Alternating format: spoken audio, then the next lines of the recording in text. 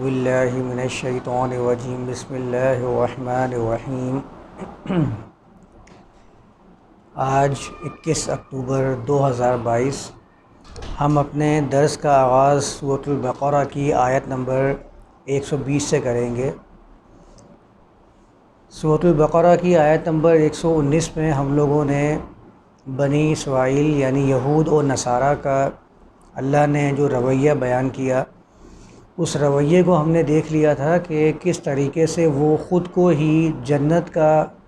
ٹھیکیدار قرار دیتے ہیں۔ پہلے کہتے ہیں کہ جنہیں کتاب ملی ہے، جو اہل کتاب ہیں، وہ ہی جنت میں داخل ہوں گے،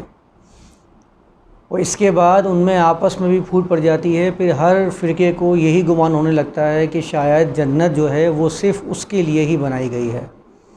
پھر وہ کہنے لگ جاتے ہیں لیست النصارى علی شیء لیست الیہود علی شیء۔ یہ ہم نے پچھلی آیات کے اندر دیکھ لیا تھا کہ یہود کہتے ہیں کہ نصارہ کی کوئی حیثیت نہیں ہے اللہ کے نزدیک، نصارہ کہتے ہیں یہود کی کوئی حیثیت نہیں ہے۔ اور آگے اللہ نے بیان کیا تھا وَهُمْ يَتْلُونَ الْكِتَابَ، جبکہ معاملہ ایسا ہے کہ کتاب جو یہ پیش کرتے ہیں اس کی تلاوت کے دونوں ہی داعی ہیں۔ ایسا نہیں ہے کہ کوئی ایک تلاوت کرتا ہو دوسرا اس کا انکاری ہو، دونوں ہی کتاب کے ماننے والے اپنے آپ کو شمار کرتے ہیں، اور دونوں ہی ایک دوسرے کو جنت سے بے دخل اور دین سے خارج قرار دیتے ہیں۔ کیونکہ علی شیء یہ جو الفاظ بیان کیے ہیں قرآن نے، یہ محاورے کے مطابق بیان کیے ہیں، یعنی کسی کو یہ ظاہر کر دینا کہ اس کی کوئی حیثیت نہیں ہے دین کے اعتبار سے۔ پھر میں نے وہاں یہ بھی بات رکھی تھی کہ ہمارے یہاں بھی معاملات ایسے ہی کچھ ہیں کہ ہر فرقہ ویسے تو بیان کر رہے ہوتے ہیں کہ شافعی کہتے ہیں کہ حنبلی صرف فقہ کے اندر اختلاف ہے، احناف کہہ رہے ہوتے ہیں کہ ہم لوگ صحیح دین پر گامزن ہیں، ہمارے مسائل جو ہیں وہ قرآن سے زیادہ مطابقت رکھتے ہیں، یہ حدیث سے زیادہ مطابقت رکھتے ہیں، ہمارے پاس زیادہ بڑے فقیہ ہیں۔ اور اسی طرح سے مالکی اور شافعی یا حنابلہ، ان سب کا آپس میں یہی اختلاف چلا آتا ہے۔ دوسروں کو دعوت دیتے ہیں کہ ان میں سے کسی بھی امام کی آپ پیروی کریں گے ہدایت پا جائیں گے، اور دعوت دیتے ہیں صرف اپنے امام کی۔ یعنی ویسے کہتے ہیں کہ آپ شافعی کے پیچھے چلیں، احناف کے پیچھے چلیں تو آپ جو ہیں وہ فلاح پا جائیں گے، لیکن ہر شخص یہ چاہ رہا ہوتا ہے کہ وہ اسی کو فالو کرے جو یہ بیان کر رہا ہوتا ہے۔ یعنی اگر احناف ہیں تو وہ چاہتے ہیں کہ ہر شخص حنفی ہو جائے، اور جو آپ کے شافعی ہیں وہ چاہتے ہیں کہ ہر شخص شافعی ہو جائے، تو ہدایت پہ اس کو سمجھتا ہے، ورنہ ہدایت پہ سمجھتا نہیں ہے۔ اور آگے بڑھ جاتے ہیں اس کے بعد پھر مزید ٹکڑوں میں بٹ جاتے ہیں۔ پھر اس کے اندر وہ کہتے ہیں کہ اگر آپ بریلوی ہیں تو ہی راہ راست کے اوپر ہیں، اگر آپ دیوبندی ہیں تو ہی راہ راست کے اوپر ہیں۔ پہلے اوپر کے طبقے کے اندر مسئلے ہو رہے تھے، پہلے کہا یہ جا رہا تھا کہ احناف بنیں گے تو آپ راہ راست پر رہیں گے، اس سے بھی اوپر کے طبقے میں چلے جائیے، پہلے کہہ رہے تھے کہ اہل سنت رہیں گے تو راہ راست پر رہیں گے۔ تو یہ طبقہ در طبقہ جو ہے وہ آپس میں اختلافات بڑھتے چلے جاتے ہیں، اور آپس میں فرقہ فرقہ ہوتے چلے جاتے ہیں۔ جس کیفیت کو قرآن نے بیان کیا نا یہود و نصارہ کا نام لے کر، وہی کیفیت آج ہمارے ہاں محمد رسول اللہ سے ماننے والے، ان سے منسوب کرنے والے لوگوں کی کیفیت بالکل وہی ہے جو اللہ نے قرآن میں یہود و نصارہ کی بیان کی ہے۔ مطالبے جو پچھلی آیت کے اندر، آیت نمبر 118 کے اندر مطالبے بھی کیا تھے کہ ہم سے ڈائریکٹ کلام کیوں نہیں کرتا، براہ راست اللہ ہم سے کلام کیوں نہیں کرتا۔ یعنی کہ بالکل ہی غیر عقلی بات ہے کہ کلام آپ کے پاس، آپ کا دعویٰ یہ ہے کہ کلام ہم سے براہ راست کیا جائے تو ہم مان لیں گے، یعنی کلام آپ کے پاس براہ راست آئے گا تو آپ مان لیں گے کلام وہی ہے، لیکن اگر بالواسطہ آ رہا تو آپ نہیں مان رہے، کیونکہ کلام کی تو حیثیت وہی ہے، کلام وہی ہے۔ یعنی کہ اگر براہ راست مجھ سے کوئی بات کر رہا ہے میں اس کو مان لوں گا، لیکن اگر وہی بات بالواسطہ میرے پاس کسی اور کے ذریعے سے آئے گی تو وہ بات میں نہیں مانوں گا۔ تو کلام کیوں نہیں کرتا ہم سے، یا ہمارے پاس کوئی ایسی نشانی کیوں اللہ کی طرف سے نہیں آتی ہے، تم لے کے نہیں آتے ہو، یہ ساری باتیں بیان کی ہیں۔ اور اس سے پہلے اللہ نے کہا کہ یہ لوگ ایسی باتیں کر رہے ہیں، ان سے پہلے لوگ بھی یہی باتیں کرتے رہے۔ اور آیت نمبر 119 میں اللہ نے بیان کیا اِنَّا أَرْسَلْنَاكَ بِالْحَقِّ بَشِيرًا وَنَذِيرًا، حقیقت یہ ہے کہ ہم نے تمہیں حق کے ساتھ بھیجا ہے، بشیر و نذیر بنا کر، حق کے ساتھ، یعنی حقیقت کے ساتھ، ریئلٹیز کے ساتھ بھیجا ہے، غیر حقیقی غیر معمولی باتوں کے ساتھ نہیں بھیجا۔ وہ باتیں بھیجی ہیں جو حق کے ساتھ آپ بیان کرتے ہیں۔ یہ حقائق یہ سمجھ لیجئے کہ معجزات کے بالکل خلاف ہیں، ریئلٹیز بیان کی ہیں اللہ کے رسول نے، قرآن نے ریئلٹیز کو بیان کیا ہے، یہ اس کے بالکل خلاف ہیں۔ تو اللہ نے یہاں آ کے یہاں اس آیت میں واضح کر دیا کہ ہم نے تمہیں حق کے ساتھ بھیجا، بشیر اور نذیر بنا کر، یعنی دونوں کام، دونوں اسٹیٹس رسول کے ہوتے ہیں، بشارت بھی دے رہا ہوتا ہے اور انہیں جو ہلاکت انگیز نتائج ہیں ان سے بھی خبردار کر رہا ہوتا ہے۔ وَلَا تُسْأَلُوا عَنْ أَصْحَابِ الْجَحِيمِ، اور یہاں فرما دیا کہ آپ کا کام صرف پہنچا دینا ہے بات کو، آپ سے جہیم والوں کے بارے میں کوئی سوال نہیں کیا جائے گا۔ تو پچھلے سیشن کے اندر ہم نے یہاں تک اس آیت کو دیکھ لیا تھا۔ آیت نمبر 120 میں اللہ نے بیان کیا وَلَن تَرْضَىٰ عَنْكَ الْيَهُودُ وَلَا النَّصَارَىٰ حَتَّىٰ تَتَّبِعَ مِلَّتَهُمْ، جو میں نے تمہید باندھی ہے نا شروع میں، کہ ہر فرقہ ویسے تو بولتا ہے کہ آپ فلاں امام کے پیچھے چلیں گے تو راہ راست پا جائیں گے، فلاں طریقے سے کریں گے تو راہ راست پا جائیں گے، لیکن دل میں اس کا یہ ہوتا ہے کہ جو میں بتا رہا ہوں اسی کو ماننا شروع کرے گا تو ہی میں اس کو حق پر سمجھوں گا۔ تو اللہ کہتا ہے وَلَن تَرْضَىٰ عَنْكَ الْيَهُودُ وَلَا النَّصَارَىٰ، آپ سے یہود اور نصارہ ہرگز راضی نہیں ہوں گے، حَتَّىٰ تَتَّبِعَ مِلَّتَهُمْ، یہاں تک کہ آپ ان کی ملت کی اتباع کرنا شروع کر دیں۔ جب تک آپ ان کی ملت کی اتباع نہیں کریں گے یہ آپ سے ہرگز راضی نہیں ہوں گے۔ اگر یہودی آپ کو دعوت دے رہے ہیں، آپ یہود کی بات کو مانیں گے تو یہ آپ سے راضی ہو جائیں گے یہودی۔ نصارہ جو دعوت دے رہے ہیں اگر آپ ان کی بات کو مانیں گے تو نصارہ آپ سے راضی ہو جائیں گے،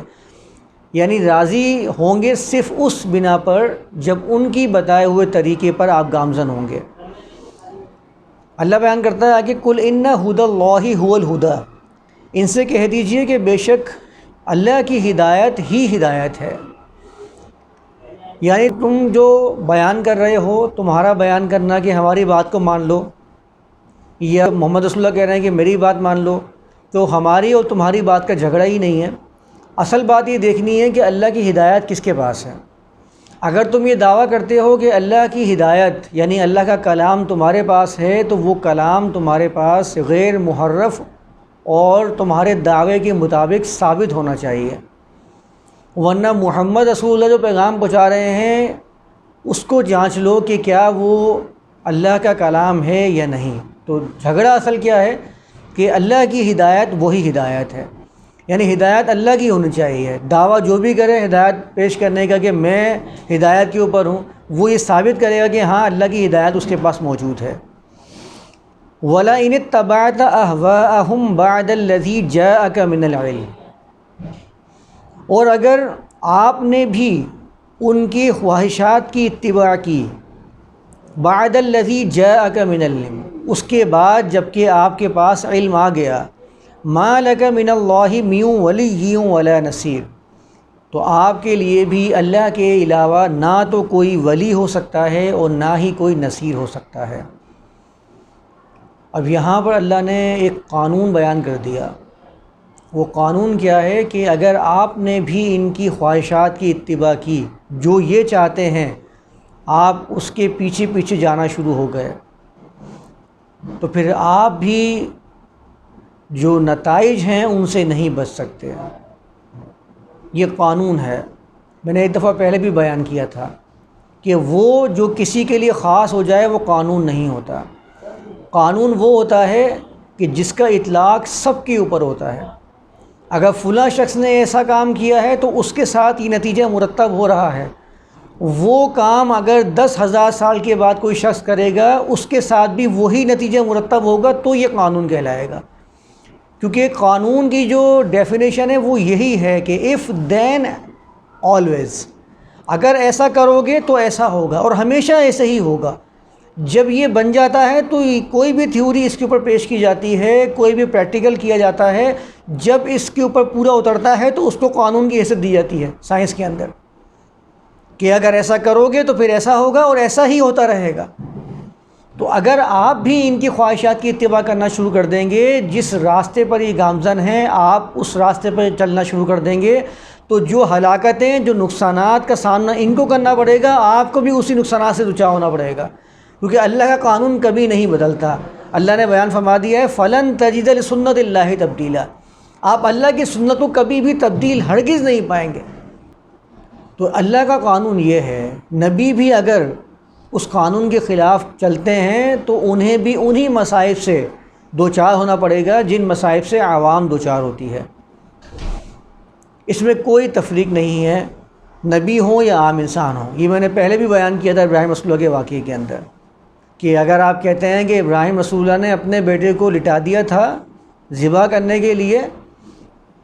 تو آج کا اگر کوئی شخص لٹا دیتا ہے تو عمل میں اگر فرق نہیں ہے تو پھر حکم میں فرق کیسے آ سکتا ہے؟ کیونکہ اللہ کا قانون کبھی نہیں بدلتا۔ آپ یہاں دیکھ لیجئے وَلَا إِنِ اتَّبَعْتَ أَهْوَاءَهُمْ بَعْدَ الَّذِي جَاءَكَ مِنَ الْعِلْمِ، کہ اگر آپ نے بھی ان کی خواہشات کی اتباع کی تو آپ کے لیے بھی نہ تو اللہ کی طرف سے کوئی ولی ہوگا، کارساز ہوگا، مددگار ہوگا، اور نہ ہی کوئی نصیر ہوگا۔ یعنی اللہ کی طرف سے کوئی تائید آپ کی بھی نہیں کی جائے گی، کیونکہ اللہ کا قانون آپ کے لیے اور عوام کے لیے دونوں کے لیے برابر ہے۔ یہ تو دنیا کے بادشاہوں کے نزدیک ہوتا ہے کہ فلاں شخص کو مقرب کر لیا تو اس کے لیے قانون بدل جاتے ہیں، اور عوام کے لیے جو قانون ہوتے ہیں وہ بالکل الگ ہوتے ہیں۔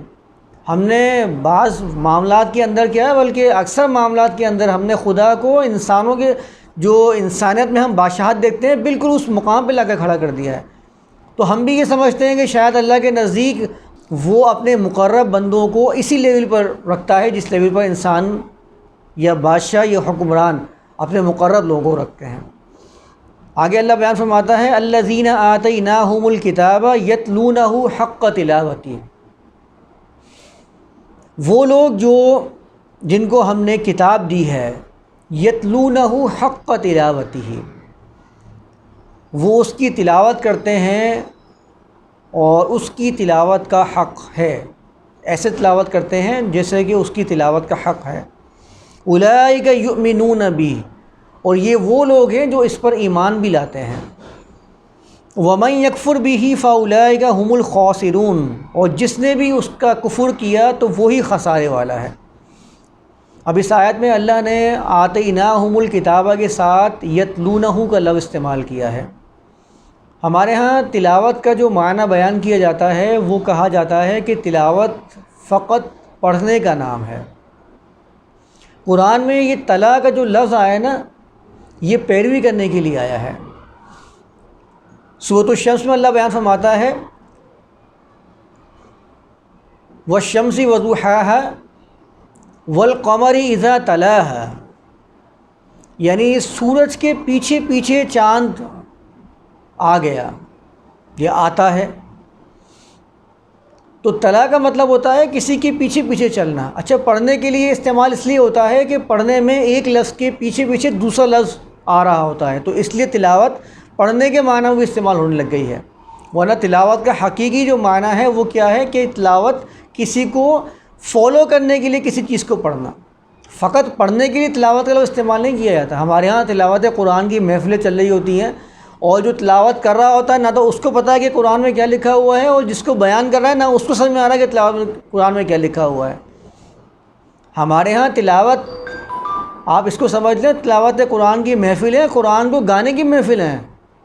قرآن کو جتنا زیادہ آپ گنگنا کے پڑھتے ہیں اتنا ہی آپ وہاں سے انعام حاصل کر کے چلے جاتے ہیں۔ اول، دوسری، دوم اور سویم پوزیشن جو ہے وہ تلاوت کے گنگنانے پہ آ رہی ہوتی ہے، قرآن کے گنگنانے کے اوپر، کہ جو اچھا گائے گا اس کو نمبر 1 دیا جائے گا، جو اس سے کم اچھا گائے گا اس کو دوسرا نمبر دیا جائے گا۔ کیونکہ گنگنانا، جس کو بھی گنگنایا جائے وہ آپ کا گانا ہی ہے، جس میں ترنم پیدا کیا جائے وہ آپ کا گانا ہی شمار کیا جاتا ہے، وہ گانے کی تعریف کے اندر آتا ہے۔ تو جتنا اس کو گنگنایا جاتا ہے وہ کہتے ہیں کہ وہ اول انعام جو ہے وہ حاصل کر لیتا ہے۔ قرآن میں تلاوت کا جو معنی ہے وہ کسی چیز کو اس لیے پڑھنا تاکہ اس کو فالو کیا جائے، یہ تلاوت کہلاتا ہے۔ تو جن کو کتاب اللہ نے عطا فرمائی ہے وہ اس کی تلاوت اس کے حق کے ساتھ ادا کرتے ہیں۔ اولئک یؤمنون بہ، اور یہی وہ لوگ ہیں جو اس پر ایمان بھی لے کر آتے ہیں۔ ومن یکفر بہ فاولئک ھم الخاسرون، اور جو اس کا کفر کرتے ہیں تو یقینی طور پر وہی نقصان سے دوچار ہوتے ہیں۔ اس کے بعد اللہ بیان فرماتا ہے یا بنی اسرائیل اذکروا نعمتی التی انعمت علیکم وانی فضلتکم علی العالمین۔ یاد ہوگا کہ سورۃ البقرہ کے ابتدائی حصوں کے اندر ہم نے بنی اسرائیل کے واقعات کو قرآن نے ایسے بیان کیا تھا۔ یا بنی اسرائیل شروع میں 2 مرتبہ پہلے بھی آ چکا ہے، اے بنی اسرائیل، اے اسرائیل کی اولادوں۔ وہاں بھی اللہ نے کلام کو ایسے شروع کیا تھا کہ اے اسرائیل کی اولادوں اذکروا نعمتی التی، ذکر کرو میری نعمت کا جو میں نے تم پر کی، وانی فضلتکم علی العالمین، اور اس کا بھی کہ میں نے تمہیں جہانوں پر فضیلت عطا فرمائی ہے۔ واتقوا یوما لا تجزی نفس عن نفس شیئا ولا يقبل منها عدل ولا تنفعها شفاعہ ولا هم ينصرون، اور خود کو بچاؤ، خود کی نگہداشت کرو اس دن سے، لا تجزی نفس عن نفس شیئا، کہ جس دن کوئی نفس دوسرے نفس کے بدلہ نہیں دے سکے گا کسی بھی چیز میں، ولا يقبل منها عدل، یہ میں پہلے بھی بیان کر چکا ہوں، اور نہ اس سے کوئی عدل قبول کیا جائے گا۔ عدل کہتے ہیں عربی زبان میں اونٹ کے 2 طرف وزن کو برابر کرنے کے لیے جب سامان کو رکھا جاتا ہے تو اس میں سے ہر وزن کو عدل کہتے ہیں، یعنی اگر اونٹ کے ایک طرف سامان رکھا ہوا ہے، لٹکا ہوا ہے، دوسری طرف بھی اتنا ہی سامان لٹکا دیا جائے تو ہر ایک سامان کو عدل کہتے ہیں عربی زبان کے اندر۔ تو نہ ان سے کوئی برابری قبول کی جائے گی کہ یہاں آپ نے کوئی عمل نہیں کیا، اس کے مقابلے میں آپ دوسرا عمل دے کر اپنے آپ کو بخشوا لیں، اپنے آپ کو چھڑا لیں۔ تو ولا يقبل منها عدل، اور یہاں سارے کے سارے جو اسم آئے ہیں یہ کامن ناؤن آئے ہیں، اس میں نکرہ آئے ہیں، جس کے ترجمے ہوتے ہیں ولا يقبل منها عدل، یعنی اس سے کوئی بھی عدل، کسی بھی قسم کا کوئی برابری قبول نہیں کی جائے گی۔ یہ پراپر ناؤن نہیں آیا بلکہ کامن ناؤن آیا ہے۔ ولا تنفعها شفاعۃ،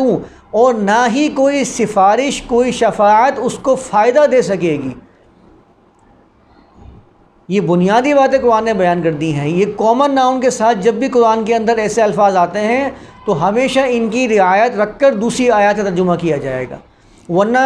اس کا شدید اختلاف دوسری آیات سے شروع ہو جائے گا۔ اگر ہم یہ پیش کرنا شروع کر دیں گے کہ قرآن کے اندر ہی اللہ نے شفاعت کا ذکر فرمایا کہ لوگ ایک دوسرے کی شفاعت کریں گے، تو پھر یہاں پر اللہ فرما رہا ہے جو کامن ناؤن کے